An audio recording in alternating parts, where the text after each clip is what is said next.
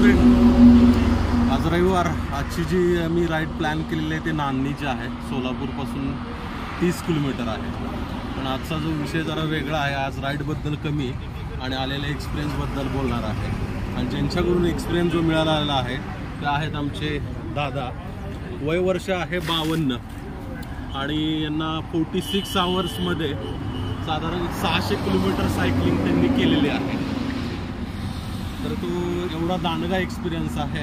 प्रत्येक वेळेस सायकलिंग करताना ते नंबर 1ला असतात. आज दादांना मी विचारलं की दादा तुम्ही पण पॅडल मारताय, मी पण पॅडल मारतोय, तुम्ही 1 नंबरला असता आणि आम्ही पाठीमागे राहतो. तर दादाने आज मला एक ट्रिक्स दिली.